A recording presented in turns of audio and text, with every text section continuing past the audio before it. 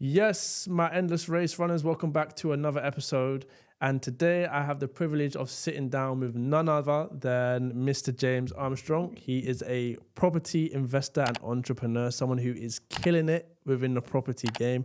He managed to scale making from zero to a multi-million property business. So James, thank you so much for coming on. Like I said, I've been watching you since you had your ponytail days. So it's been a while.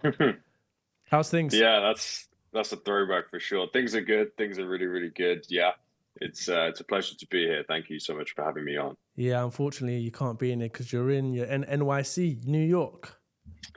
Indeed, yes, we have the sun back. Very much looking forward to another summer over here. Yeah, people always ask me, what's it like being in New York versus being in London, or how do you run your business from afar? And it's like it's not as crazy as people think. There's a lot of similarities on both sides of the pond. And I think Hmm. if you're looking to do business anywhere, all the sort of skills that you're learning, the bits you're learning about markets at the moment, the strategies you're learning, they're really transferable. You Yeah, can take them different places and you can find that they work. And yeah, some of the nuances will be different, some of the regulation will be different, the terminology is different, but all the same strategies apply.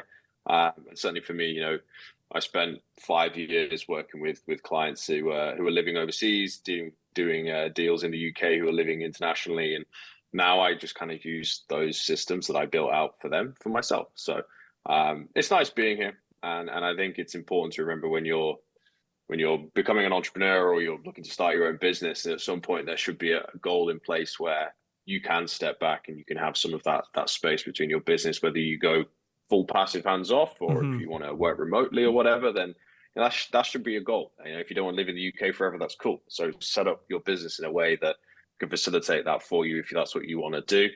But yeah, always have the option to take time out and still have your yeah, business tick over and making money for you. So yeah. I love that. yeah. I love that. Do you prefer? Is it easier or harder in the UK or the US in terms of property, or is it kind of similar?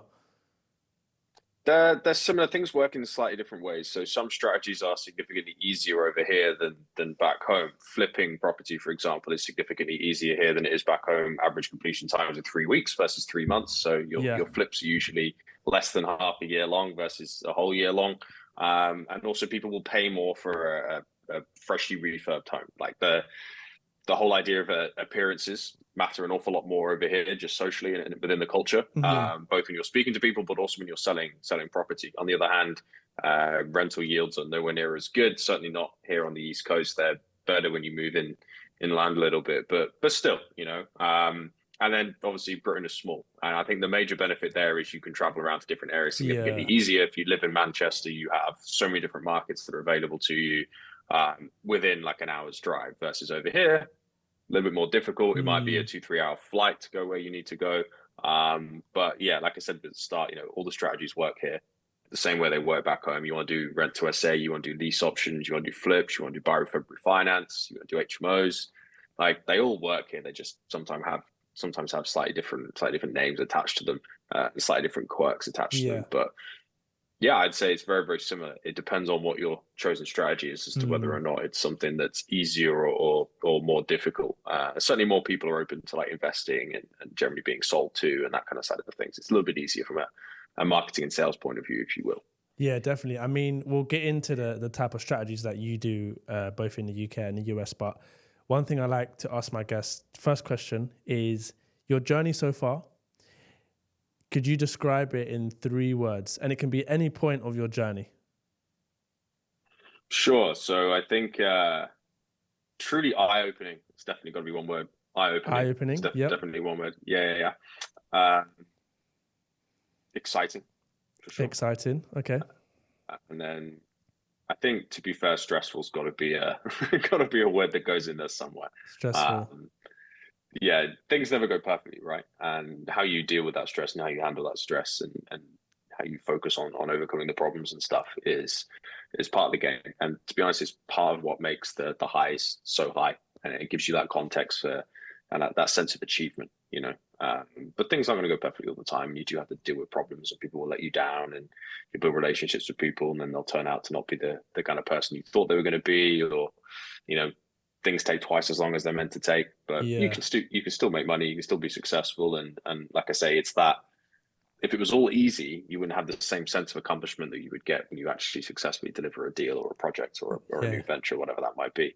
So yeah, it's been eye-opening, it's been exciting, and yeah, at times it's been stressful. Good. I love that. I love that.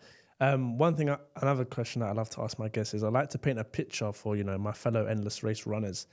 Let's go back in the day, 2016. Oh no, sorry, 16-year-old James.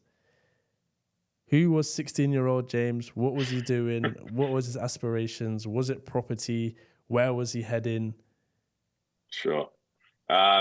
Definitely wasn't property. On the aspirations front, I guess I had desires to be successful, to be wealthy, whatever that looked like, but I had no idea what that would be. I didn't have a clear picture of it. It was just one day it'd be nice to have some money kind of thing. I guess like a lot of us when we grow up, we want the latest PlayStation, whatever, you want the latest clothes or the new Ray-Bans, whatever it might be. And, even if you've grown up in a position where you've had access to that, where your family has been fairly well off, you still can think, okay, I want to have that for my kids too. And if you don't have it, then there's a driver to kind of have some of that stuff as you grow up. Obviously, your desires change. It's less about the latest PlayStation. Maybe it's about the kind of holiday you could go on or the dates you could take your partner on. Yeah. That kind of thing. But the same principles are true. But 16-year-old me was pretty naive, pretty green around the ears, pretty cocky. Some would probably say arrogant. I didn't really know what I wanted to do, but I found life fairly easy. I did okay at school. I didn't do particularly well in my exams, but generally speaking, I was pretty competent, and I didn't find education particularly difficult or stressful. So I kind of just winged a lot of stuff and learned that actually you do have to do a bit of work. Yeah. And you have to revise and you have to learn things and understand the detail behind stuff. And I fully learned that lesson after my A levels when they didn't go exactly to plan. I was half in the idea of going to university at this point, half not.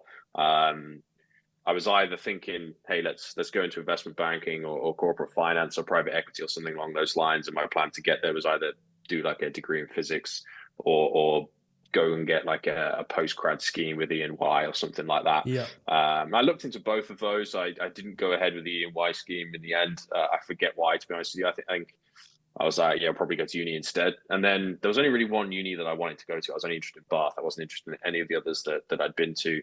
And when I didn't get the grades to go there, I was like, okay, well, I'm not going to uni. And I just said to myself, well, I have 4 years to basically earn the same amount or create a career or a job or whatever it would be that would pay me the same as what the average postgrad was. And safe to say I accomplished that. Property definitely excelled at the time. The average salary was like 26.5K. So it wasn't a huge target anyway, but obviously with no debt, that was the major thing. Yeah. So I was never fully sold on uni, but it was definitely kind of in my mind. I'd done a few entrepreneurial things in the past during school. I ran tuck shops and all sorts, but never kind of excelled in that, never kind of fell in love with it, never really understood that, what if I actually ran tuck shops in, I guess, multiple schools? That probably would have been the next logical thing, but I never really thought about that. Like my brain wasn't on the entrepreneurial like business space at that point. It wasn't until I got into real estate until I saw my first deal. Actually,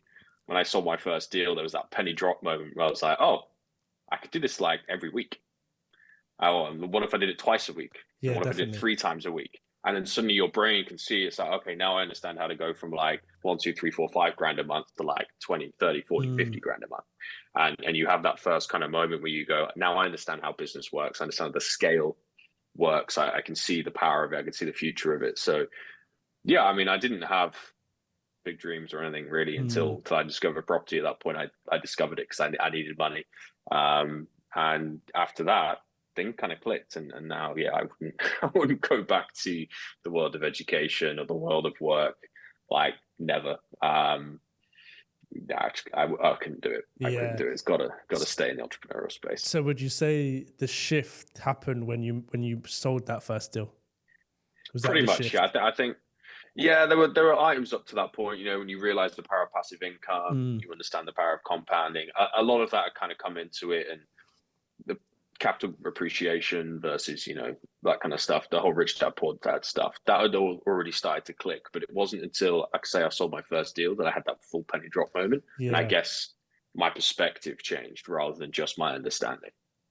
Yeah, because for me, like you mentioned, Rich Dad Poor Dad, literally for me, that was the point that my mindset changed. Reading that book, I said, nah, I can't be stuck in this 9 to 5. I need to do something that's Yeah. better. And that's obviously when I came across Samuel Leeds and then yourself. So I actually started off with sourcing. Obviously, I don't Oh, do that. awesome. I don't do that now because it's tough, man. I mean, you Yeah. know, it's tough. It's all a numbers game. Yeah. You know, I had investors that wanted to invest in places like Newcastle and stuff like that. And you know that you can't go to Newcastle and view 2 properties. You need to go to Newcastle, stay in a Not and hotel. make money anyway. Yeah. You need to go to Newcastle, stay there for the weekend, view like at least 10 to 15 properties. And even then, they may all be crap and they don't work out. So it was the properties that was the issue. I had the clients, I didn't have the properties. And my mentor at the time came up with a suggestion that I kind of co-source. So find people in Newcastle that can view the properties for you, and then on behalf, you know, you exchange it and split the fee, right?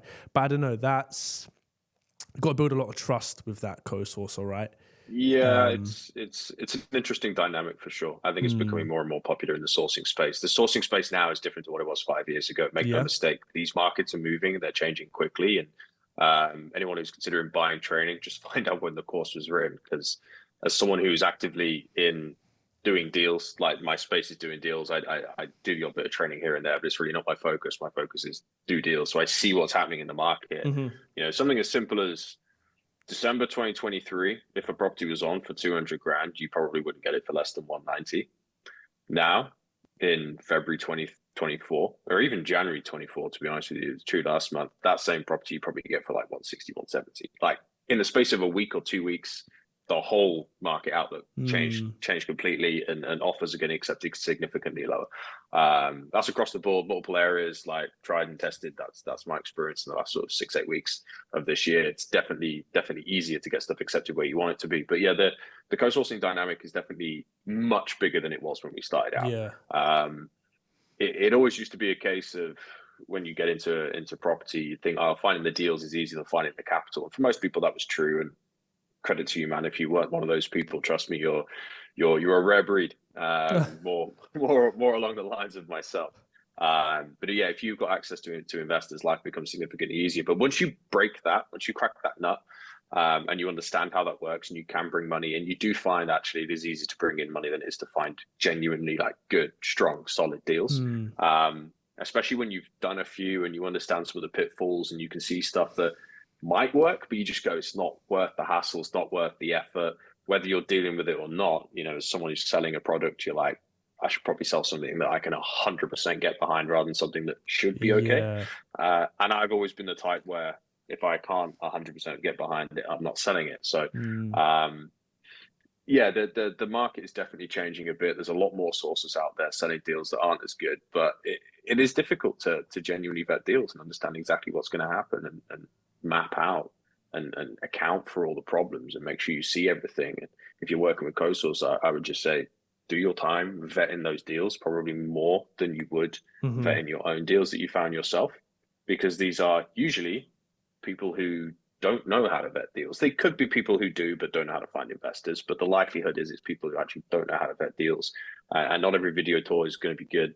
Every video tour is going to be acceptable. You might have to send them back. Like, but if you don't get what you need, just tell them and be like, this is how it is. In the day, you're the person who's selling, and whether you're going to have like contracts and all this other stuff in place, or it's a company that's taking the fee rather than you personally, all this stuff, like you're the individual that investor is speaking to. If there's a problem, they're going to come to you, and it's your relationship with them, it's your personal reputation with them that they're going to buy into. So they're also going to hold you accountable for that in some capacity.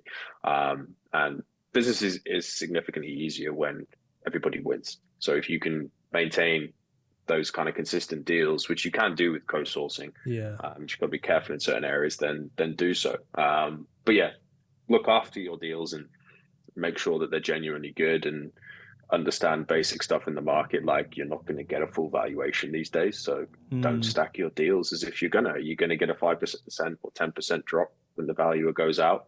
It's just something you've got to factor in. And yes, it will make life more difficult. You will have to view 20, 30, 40 properties or whatever it is to get a deal.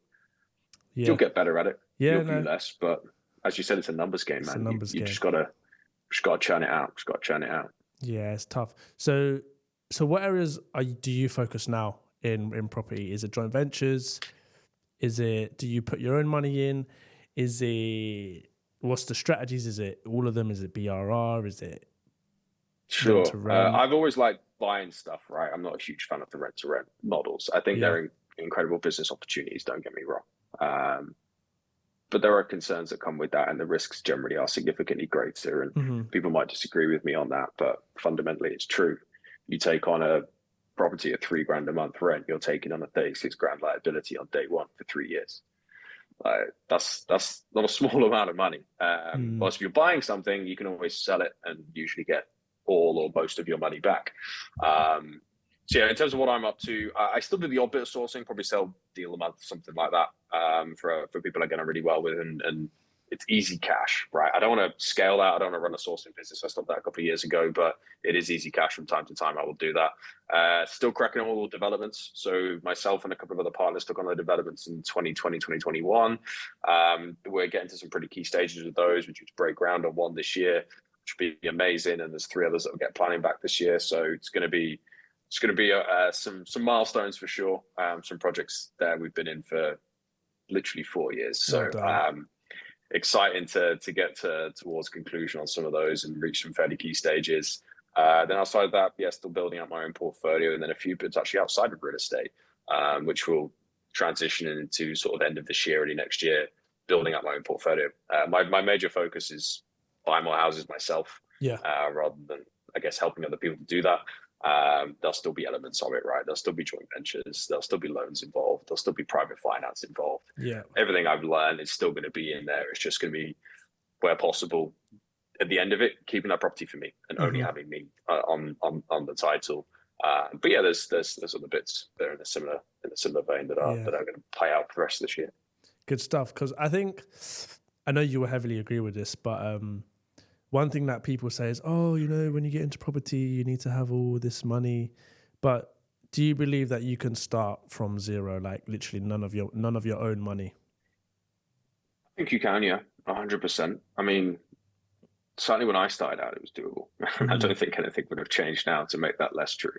I started out with £200, which wasn't really enough to buy the training courses I needed at the time. And to be honest with you, you don't actually need the training. You can figure it out for yourself. It will take you longer and you probably make more mistakes. But I mean, no training is perfect. It's not a golden ticket. It's not going to mean that you're guaranteed to make money. Like, you still have to do all of the hard work that goes with it. You just shortcut the learning process. And if you are serious about training, then I would say get all the training in the first 3 months. You pay for a year course, just do it all the first 3 months. The whole point of paying for it is to speed it up. So speed it up. Don't take a year. Get it done and dusted. So yeah, I definitely think you can do it. And certainly if you're like deal sourcing and rent to rents, all those setup fees you can get from credit cards or PayPal loans and all this kind of stuff, that it's readily available, that kind of lending. And that's no different to going to a private individual, to be honest with you. In fact, in a lot of ways, if you need extra time, it's probably easier to get it from them than it is from an investor. And it's cheaper. So I definitely think it's doable. There's always some money involved. You always have to pay for stuff. Nothing is like truly free. Just because you haven't got to use your own money doesn't mean that it's somehow free. But you can structure deals and get good paydays with very little cost. Certainly if you were to broker a fairly large transaction, someone was buying a property and you acted like a sourcer or an agent, whatever. Yeah, you could broker a transaction like that with very little in the way of compliance and some cheap contracts. And you could probably get all of that on account, so to speak, and then pay for it on conclusion. And you could make 10, 20, 30, 40, 50K from one deal. It's definitely doable. If you know the right people. It's very much a relationship focused business, this business. Yeah, no, that's one thing that you have to focus on is the relationships with your people, because at the end of the day, no one's going to give you 100K to invest in a deal. Like, that's a lot of money for someone you got to build a lot of trust. I want to talk some of the failures of property. What would you say is one of your biggest failures or lessons learned in doing property? I'll give you two. They're kind of tied into the same things. My biggest failure was a group of rent to SAs I took on in my early years. I funded like 60% of the total cost myself. So I put like 35K in, something like that myself. That was money I'd made through sourcing. It was money I probably could have bought a house with, probably should have bought a house with. Anyway, I was very, very busy at the time. I was still sourcing really, really actively. We were doing really, really well. I took on these 12 units, brought in a couple of partners, and it didn't work out. We ended up ditching them just before COVID. But at that point, the setup fees that we put in, we'd already lost, and a couple of months of rent, that kind of thing. So everything that I put in, everything the investors put in was lost. But it was a massive learning experience. And generally speaking, everyone took it okay. Within reason. Obviously, no one's happy about losing money, but people can understand the process that leads you there. SA, certainly rent to SA, is one of those where the first 2 weeks are incredibly crucial. You've got to get that contract, get those keys, and then as soon as it's humanly possible, you get that place on the market. And I guess this is my biggest lesson learned from property is time, and how you manage time, where you put your focus, what is important when, prioritizing things, and generally understanding that your biggest enemy in property is always time. Whether you're doing rent to rents, whether you're buying stuff, whether you're building stuff, time is the ultimate enemy. And if it takes you 6 months to do a flip versus taking 12 months to do the same flip, you've literally halved your return on investment by taking a year to do it. And the same is true if you take 2 years rather than 1 year, you've now halved it again. So you can very, very quickly go from a good deal to a bad deal just by taking too long to do it. And at the time, I was a little bit overworked. I had too much on my plate. And then they didn't perform as was expected. They washed their face for like 6 months, and then we got rid of them. But yeah, it just took too long to get set up. And at the end of it, we were like, do we really think this is gonna perform? Do we have the time, the expertise, and the effort to go in and really make this work? And we all kind of came to the conclusion that it's probably possible to save it, but this is going to be better just to cut our losses. And 6 weeks later, we went to lockdown. So it was a really good call to do that. Yeah, definitely. We definitely would have lost more money if we'd kept them on, because the first 3 months of COVID were terrible for SA.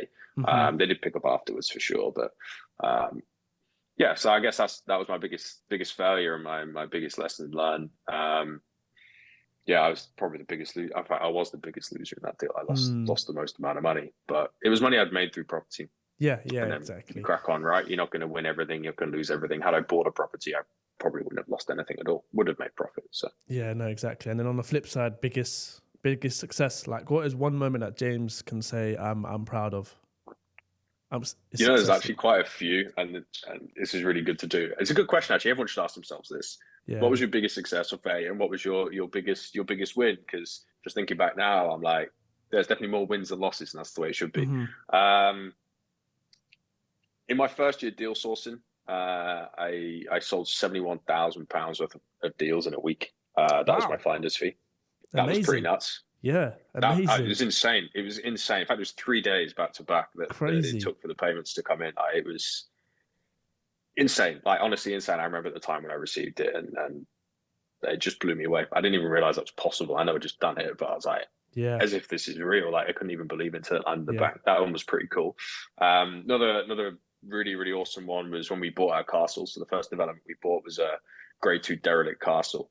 And we were due to complete on Monday, and Saturday night, 11 p.m. on the phone with one of the investors and his lawyer, and we're negotiating the terms and trying to go through all these details of the contract, and they want things changing. Like, it's super last minute. They'd had all the details for a month, and in essence, they wanted to pull out.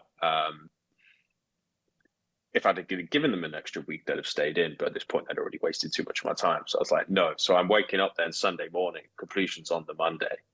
I'm 100K short, and closing out 100 grand by 11:30 on the Sunday morning and having it in the bank Monday was pretty special. That was pretty insane. It was that, I guess, was the day that I truly realized the value of relationships, because these are people I'd sold deals for in the past, and I was like, hey, can you lend some money? Can you step in? And pushing that through in a matter of hours on a Sunday morning was pretty impressive. And was a massive win for us, and meant that we were able to buy the building. We didn't lose it. We'd have been about 40 grand out of pocket if we hadn't pulled that off. So we'd already exchanged them at this point. We were in, and completion was on the Monday. So yeah, getting that through was another massive win. And there's countless other examples of times where things have popped up, and we have resolved them, Yeah, amazing. Usually last minute. Yeah, Yeah. amazing. I know you mentioned the castle. I remember watching videos on that. Briefly, like, how's that going with the castle? Amazing. Fingers crossed it'll be a good year for it. It's 4 years and like a couple of weeks since we Mm, first took that on. So it's not been an easy process, not been a short process. It's been painful, it's been expensive, it's been tedious, it's been infuriating at times. But it will be worth it. 100% it'll be worth it. We're in a very, very good place with it.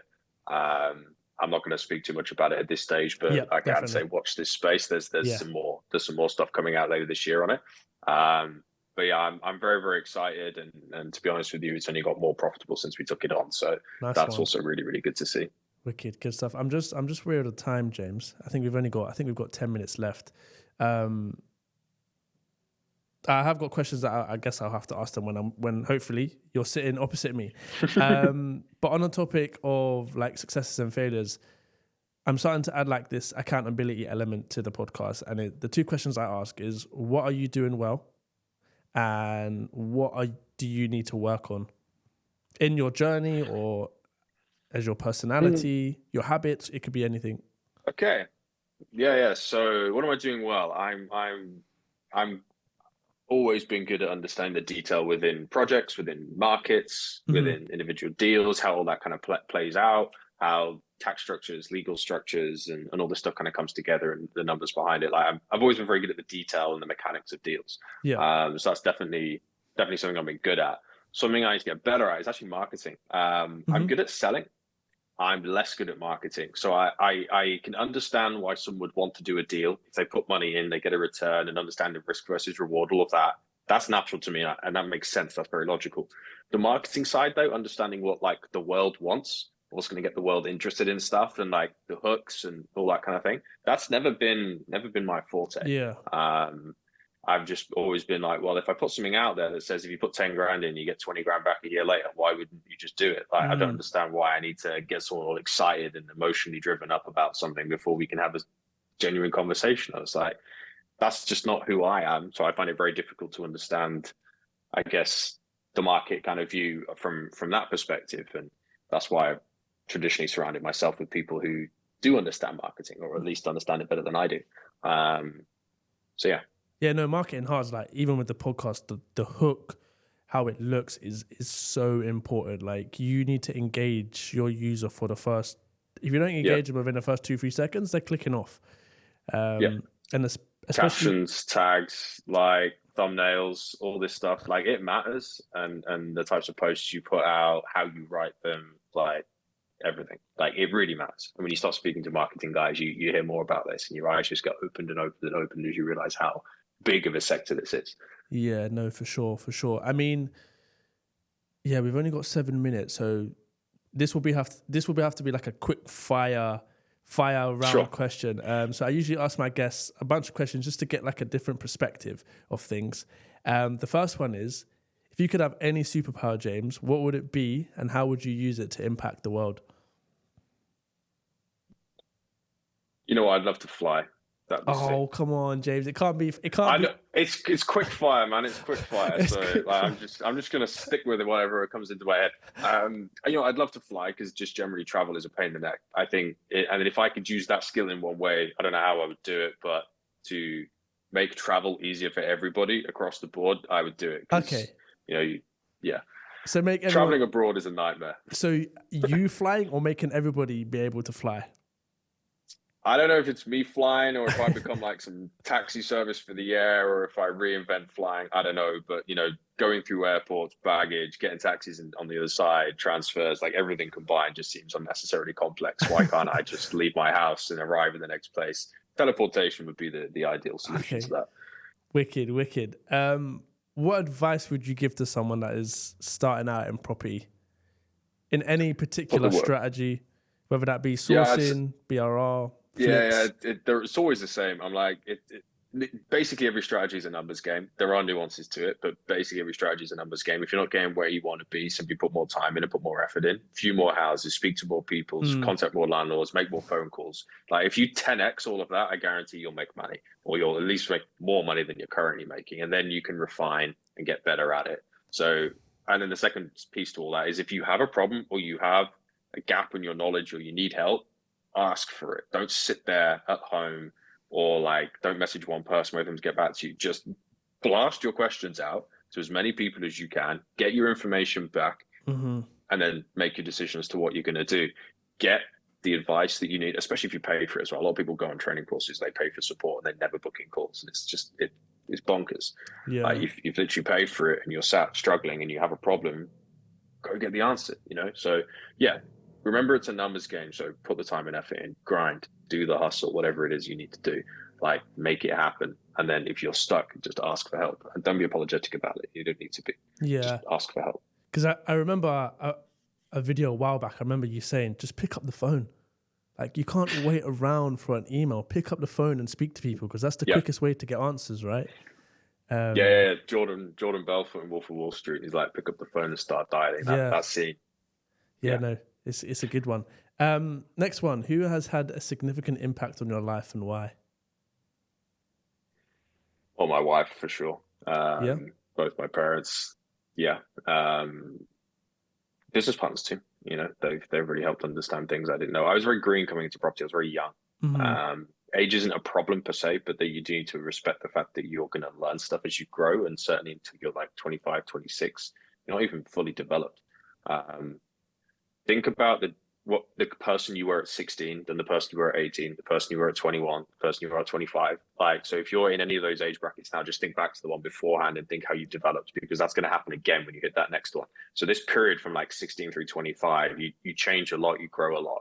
And I think the people that are around you will definitely have an impact on how that is. I'm still confident. I'm still probably cocky. I'd like to think I'm not as arrogant anymore, at least. A lot of that is down to the relationships and the people that have been in my life, people who have taken more time to explain to me, hey, you need to just like chill a bit and think a bit about how what you're saying is going to impact other people, or less perhaps what you say, but how you say it.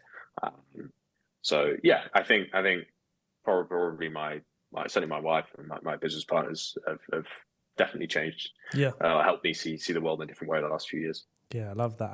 And we've got literally 3 minutes 45 seconds.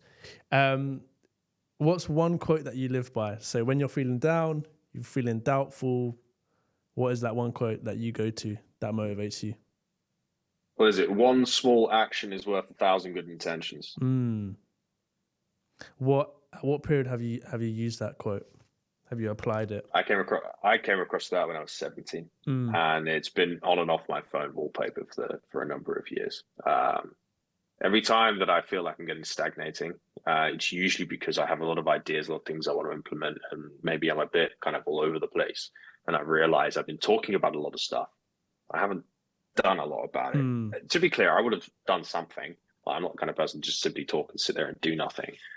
But I'm very hard on myself in that perspective. I have very, very high expectations. And I'm like, is there more you can be doing? And if the answer is yes, then it's not, okay, we'll go do it then. It's like, well, you should have already done it.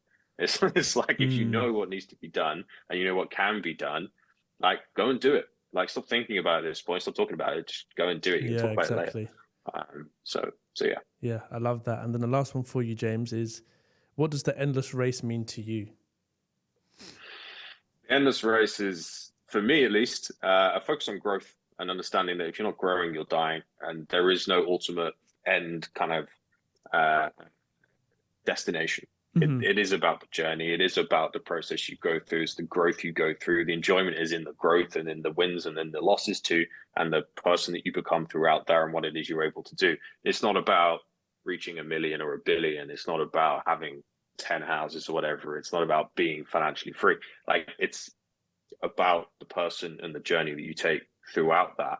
And it is an endless race in the sense that it has no end, right? The race is exciting, it's fun, and it doesn't have to be a rat race, but don't assume that you're going to get some massive sense of accomplishment or achievement when you hit an arbitrary figure. It doesn't work that way. It's the day in, day out that gives you the enjoyment. It's not the paycheck, if you will. Yeah, exactly that. Getting 1% better every day. Exactly. So, a minute left. It's a shame that you're not here, and a shame we don't have more time. But James, it's been a pleasure. We can do another one. Yeah, 100%. Where can they find you? Where can they reach out to you for any property advice or questions? Instagram, LinkedIn, probably the best two places to get a hold of me. You can get a hold of me pretty easily on either of those. Check out James Armstrong Official. I know there's tons of other accounts that are similar to that. Don't worry, none of them are real. I only have one, and LinkedIn is just James Armstrong. Yeah, you can check me out on either of those. There's definitely some more stuff that's going to be coming out later this year. There's some bits that are in the works, and I'm really excited to see how things pan out over the next sort of 9, 12 months. Yeah, definitely.